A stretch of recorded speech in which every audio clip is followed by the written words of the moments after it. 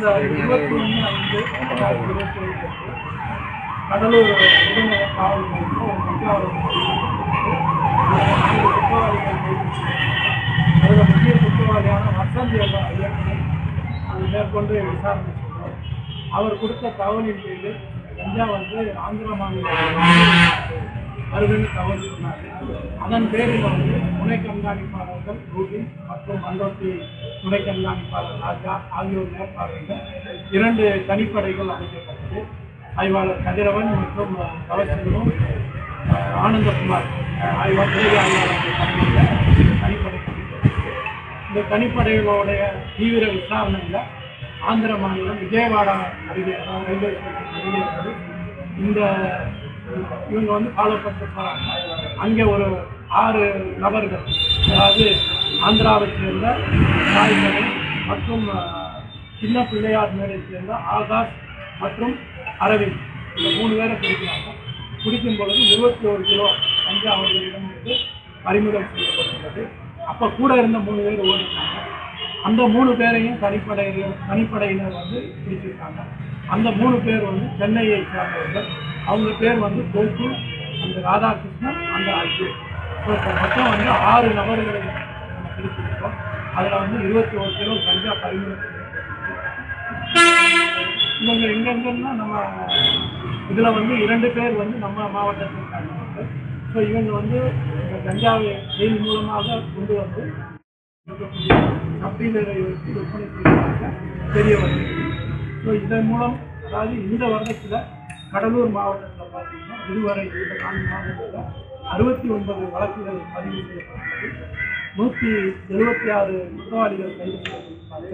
141 kilo கஞ்சா பறிமுதல் செய்யப்பட்டது. 12 பேர் குண்டர் தடுப்பு சட்டத்தில் அடைக்கப்பட்டிருக்காங்க.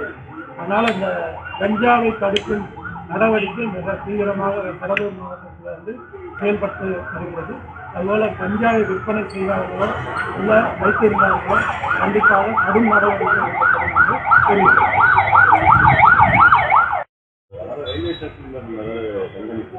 இல்லை, அதில் ஆசிரியருக்கும் பண்ணுறாங்க.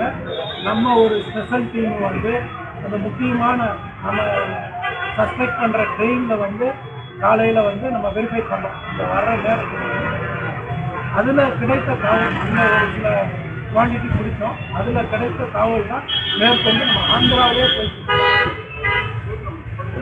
இல்லை, இப்போ நீங்கள் தீவிரப்படுத்தும் போது இப்போ அது அதிகரிக்கிற மாதிரி தானே ஒரு தகவல் வருது அடிக்கடி. இப்போ நீங்கள் பார்த்தீங்கன்னா இந்த கஞ்சாவில் போதையில் அட்டகாசம் பண்ணுறவங்களுடைய இதுதான் அதிகமாகிட்டு இருக்குது. ட்ரெயினில் நீங்கள் சோதனை பண்ணுறேன்னு சொல்கிறீங்க, ஆனால் அவங்க ரயில்வே ஸ்டேஷனுக்கு அந்த பொருளை கொண்டு வரது கிடையாது. ஒரு குறிப்பிட்ட வழியில் அந்தந்த இடத்துல நின்று அப்படியே தூக்கி போடுறாங்க. அதை டிஸ்போஸ் பண்ணி அங்கிருந்து தான் அது வெளியிலே போகுது அதிகமாக. உண்மைதான். ரயில்வே திருப்பாப்புலி ஸ்டேஷன் முன்னாடி ஸ்லோ ஆகும்போது போட்டுருவாங்க. சில சீக்கிரட்னா சில விசாரணை உண்மையெல்லாம் நாங்கள் உங்கள்கிட்ட சொல்ல முடியாது. பட் இருந்தாலும் நீங்கள் இவ்வளோ குவான்டிட்டி பிடிக்கிறாங்க அப்படின்னா நம்ம டோட்டலாக கஞ்சா இந்த மாவட்டத்தில் எடுக்கக்கூடாது அப்படின்ற நோக்கத்தில் தான் நம்ம பிடிப்போம். மிக ஒரு சின்ன நம்ம என்னென்னா இதுக்கு முன்னாடி பிடிப்போம் அதோட ஒரு 2 கிராம் அல்லது 20 கிராம் 300 கிராம் அதோட நிறுத்துவாங்க.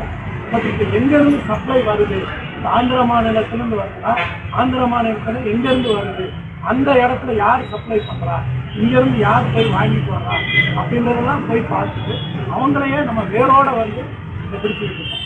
அதனால் கண்டிப்பாக கஞ்சாவின் நடமாட்டம் நல்ல விதமாகவே கடலூர் மாவட்டத்தில் போயிட்டு.